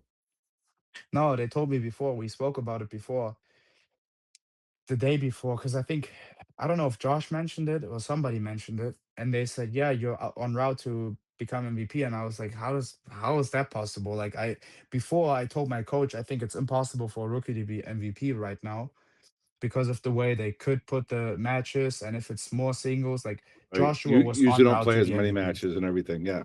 Exactly. So I was sure it was going to be Josh or Jay. And when they said so, I was like, well, okay, but whatever, I'm happy for Josh also. And he played great. So we just went into the last day. I knew if we win 3-0 the last day, I'm MVP. And if not, then so be it. I was just happy to be there. And I was happy with the way I played. And that's all I cared about. MVP, I think, is a nice tribute to like playing well overall and winning many points for the team. Also, I found it quite nice that they mentioned Mika Immonen and made it the Mika Yes. Immonen trophy, which I found really nice as like a kind of like a to show Tribute. respect Yeah. and honor him. Yeah, tribute. So that was really nice. But it doesn't, surprisingly, it doesn't mean as much to me as just playing well. Just playing well in the Mosconi means much more to me. If next year I don't get MVP, but I play great, then that's all I care about. I just want to play good. Yeah, that makes Absolutely. sense. So you got to And a sum team up. event. You got to sum up your Mosconi experience. How do you sum it up? And so one of your best friends that doesn't play pool that much comes and said, "How was your trip? How did Mosconi Cup go?" How do you explain that to him? Overall, it was fantastic. It was a roller coaster of emotions, and I'm super excited about how I kept composure under pressure. Because I expected the pressure to be like sky high, unbelievable pressure. But I started to realize nobody else could put as much pressure on myself as I, like as That's me right. myself. Nobody. Like there could be 10,000 people screaming in my ear, and I'd still feel like as long as I can be happy with the way I played, I don't care what they say. It's up That's to right. me to judge. and it's up to my coach to judge, and maybe a few other chosen ones that I trust and that I value as players, where I would take credit from or take critic from. Next year, you're going to have your hands full because that man's going to be captain, and you guys are going to be in big trouble, because he's going to get those guys in shape, and so you guys better practice and keep on going. That's what I'm thinking, Scott. What do you think? We'll see. We'll see. Yeah, it's a long way from that. I really don't even want to talk about it. That's why you haven't seen it. You haven't seen anything on my socials or anything. It's a long ways away, but preparation needs to start sooner than later. These guys have so many events to choose from going forward, and it's going to be a fun season. And I personally wanted to thank you, Moritz, for coming on the show. I look forward to seeing, I'm a fan of yours. You and I've been friends for quite a while, and I look forward to seeing what you do. No pressure, no pressure, but I look forward to seeing what you do, because I said it on air that I think you're a top three player in the world right now. Tournament player, I think you're top three player in the world right now. Just the way you're playing. Yeah, no, you get. How can you argue with all the stuff that he's won in the last, couple months? Never mind his last 2 years. Just unbelievable. But all right, before we get his head too big, I got to ask some tough questions. You ready for the tough Oh boy. Go questions? ahead. You I'm ready not for the sure, tough but we'll questions? see. All right. A young career, two-time junior champion, PLP, PNW Open, Moscone Cup MVP. Your best tournament experience, your best tournament win. What's your most meaningful tournament that you won so far in your career? Whether it was Outside of the Moscone Cup, because that's Yeah, not well, really fair. yeah, yeah, the Mosconi Cup doesn't count. I would say probably the one in Jason's pool room, because that's the first time I could prove to myself Coolies and or the everyone else. Coolies, the The Coolies. Coolies one, yeah, yeah. Because I could prove to myself and to everyone else that I can do it. And I beat everybody in the tournament. I played unbelievable. I played really well. And Yes, you I did. I remember that event. I watched it from home, and you played amazing. yeah, I I was was yeah, like, there. I "Who I the played was hell there is really as this well. well. kid?" So that's definitely the most meaningful, because that's the first time I believed in myself like never before, because I just knew, okay, now they're in trouble. Yeah. Yeah, you felt it. All right, Yeah. your toughest defeat, your toughest loss that really made you contemplate career, everything. Your toughest loss. I think the one that taught me the biggest lesson, maybe, which is equal to maybe the toughest one, because those are the ones we remember the most, was a Yep. week before I won the Coolies one. I was up 12 to 7, 12-6, I think, against Beato. And I had 8 and 9 on the table. I missed the 8 ball. Then I missed a 9 ball for the win. And I end up losing 13-12. The What week event before was I Wow. that? won my first. That was the Rex Open, or Rex. That was Rex in. I was Rex, there as yeah. well. Yeah, that was in Yeah. Jersey. And Yep. that was really tough. I woke up a couple weeks after, like the next 10 days maybe. I woke up every night and I dreamed I made the 8 ball, and then I woke up and I lost, and I'm like, no way, again, Go again. back to sleep. Yeah. Yeah, Sign of a it champion, was though. really. You come back, and a lot of people that would take quite a while to heal. You come back and win that tournament at Jason's room in such great style. We're not going to keep you too much longer. I know you're busy. You got to get back to your sleep and your practice. I know your mask is waiting for you, right? All right. So I was talking to John the other day, and we were just talking about you. He said when you were 17, or 16, 17, 18, your first trip to New York, you came down there and you were going to decide, do I want to play pool or do I want to go to college? Talk a bit about that, about how you made that decision and when you made that decision. Yeah, really. Do you This remember is that? Do you really. remember that trip? Yeah, this is a really nice Shout out story, John actually. Francisco, by the way. Yeah, yeah, 100%, shout my out to boy. him. My Good American dude. dad, I always say. He's so we met when I was 16, I think. We met at the US Open. I think I was 16. Yeah, I think I was 16. We met. He said, "Hey, if you ever want to come back to the US, just let me know. I have a spare room." So I was like, "Sure, okay." And at that time, I didn't know that usually it's like an American way. I don't know if you guys noticed, but many American people are really friendly in the beginning, because they are. That's how they are. But few people actually come back to it, because under, like, I feel like Americans talking to Americans, it's just an unwritten rule. if you don't know a person that well, you'd never come back to it. But I'm a European. I think if they offer it, they mean it. So I just say, "Hey, John, how are you doing? I'm planning to go on a US trip. Would you mind?" And he says, "Yeah, sure, no problem." And he was really nice right off the bat. And then we took off. We drove all the way to Michigan, Virginia, like everywhere. We drove all the time. And I remember I had my last $1,000 and I had a bill due for 800. So I had like $200 realistically. I paid for my flights, but that was it. And the first day we get to some That's all you tournament, have to your name. That's it. That's pretty much. It might have been like 400, and I end up losing like 300 the first day.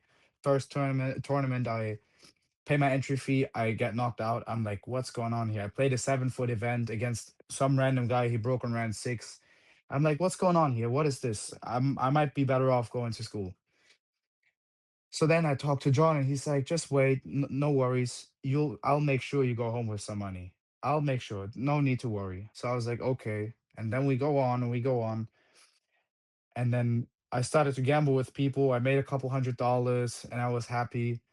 And then something switched. And then I came in the third place, Sandcastle Billiards. I remember that. Sandcastle. I At come in Ladawi. third place Ledawi. Yeah. at Ladawi. You know, I make maybe $2,000. And that's when the tables turned. And then I ended up going home with maybe, I don't actually remember, maybe 7,500, which some of it I had spent in expenses, so that wasn't really profit. But I made a little bit of money, so I could maybe keep going to other tournaments. So I took the money, reinvested it in other events, and that's how I started to pick up my pace, and that's how everything started. But if I didn't have John and if I didn't have enough luck to kind of pick up money here and there on my first trip, I think I would be in college studying right now. Well, and it sounded like you had the right guy because even if things went wrong there and you didn't pick up that $2,000, he was going to take care of you. I think he had it set in his mind long ago that he saw something in you, and he was going Yeah. to help you regardless, right? Yeah, absolutely. He's been great to me. He's been great to me all the time. So now whenever I can, I'm trying to give back to him somehow, but it's not that easy. He doesn't like to take anything. So he's Listen, like, He's a "Nah, good I'm dude. listen. good. I'm As a good." guy who mentors like Konas and Lucas, you doing what you're doing is enough for him. That's all he's looking for you to be successful and do what you do. If you do that, trust me, that's all you need to do. Do the right things. Not even successful. You just No, no, do no. your Just do the best. right Yeah, things. Yeah, just just do the right things. work your ass off and No, for keep sure. pushing. Good work. Good stuff. So at that point, you're like, all right, I'm done. I'm going to play pool 100%. I'm not going to study. At that point, No, I'm still studying now, but it's just my focus is on pool, obviously. It's just something to have a degree eventually, just a backup thing. But right now, I don't even think I'll need that. But I just realized I have a chance. I have a realistic chance to have an impact on the pool world. I realized that I could be good enough one day to win and to make a living off of it. That's all I needed to know. Because it's not easy in Europe to really know if you could. The Euro Tour wasn't paying well at the time. You had 6 events. Even if you won all 6 of them, you would have made, I think it would have been like 18,000 euros with 3,000 first prize in every Euro Tour.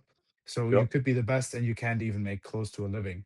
So I just wanted to see if I had the potential to beat international players and to be on the top. And that's all I needed to know. What's your next? What's next? What's next for Moritz Neuhausen? I don't know. I honestly don't know. I think for sure I will play the PLP, but before I don't know. I'm contemplating whether I want to go to Asia. They have a couple tournaments. Shout out to my sponsors, CPB and Mori. They're setting up an event in Taiwan, which I'd love to go to, but I'm just not sure if I can take all the travel and I have to see. I'm also working on my visa, so many things I have to take into consideration because I'm also signed up for Turning Stone in the beginning of January, which I'd also love to play. I always love Turning Stone. Yeah, you won that event So already. yeah, I came back to back finals, so I want to keep up the streak. Um, Nice. but I just don't know yet. It's really up to whatever my lawyer says to get the visa. I'm working on a visa right now, so we'll see how long So, that's so gonna are you take and saying you how. might play for Team America next year? Is that No, what I'm trying, Scott. No, I'm trying to get you no, players. no. It's not the players. It's not the No, I players. know, I know. I think Everybody it's focuses on the players too much. yeah, I agree. I think it's more about the overall team, but we spoke about that. No, Yep, I just don't want any headaches traveling into the US anymore because I yep. know like I ran into some issues in the past and I don't want that anymore. Yeah, I So want it to go now I'm smooth. trying to yeah, Uh, exactly. So hopefully I'll get it in time to go to Turning Stone. At least I have permission to travel. That'd be amazing. But if not, it's out of my control. I've been working on it for months now and it just seems to be a little It'll slow. get done. But It'll that's get done. okay. Be Yeah, they patient. get Yeah, be done. Yeah. patient. It'll get Yeah. done. It just takes a little time. But Yeah. all right, you got anything Patience else, is the Scott? key. No, I think we've touched on a lot. This is one of the longer shows we've done, and I think also Yeah, probably great job, man, Moritz. one of the best Yeah, shows I that think so we've too. done. Uh, Thank you, Moritz. Thank you I, very I, much I got for one coming little on. one. Yeah. Johnny Francisco says you got a magic trick. What's your magic? Can you Ah. let? I want to let all the Americans know what your magic. Do you What's your magic Listen, you trick? he saws women in half? You take volunteers from the audience and saw women in half. Is that what you What do? is it? What is it, Moritz? Tell well, us. this is the best. So Money. when I first came to the States, he said before I left, "Oh, you got a magic trick now." And I said, "What do you mean a magic trick?" He says, "You come with an empty wallet and you leave with a full wallet." And so that's our running joke all the time. Like that's That's a why good that trick. what's You want like your goes wallet like this, right? exactly. That's I it. You had don't want this so wallet. it You want. was exactly. So I had a time when I couldn't close the wallet because I had like many small bills, like $1, $5, $20 bills, and I couldn't close the wallet. So that's when he said, "Now you know you're a good magician." So that's Love it. yeah, Love that's a really cool. Yeah. Before we go, a big thank you to our sponsors who make this show possible: Jay Flowers, Classic Billiards, Tommy's Tattoo Supply, Nick Marino Billiards, Metro Sports Bar, Anytime Billiards, Control the Rock, Agape Sober Homes, Wayne Harriman, Andy Gow, In the Box, PNW Pool Thing, and Hilltop Promotions.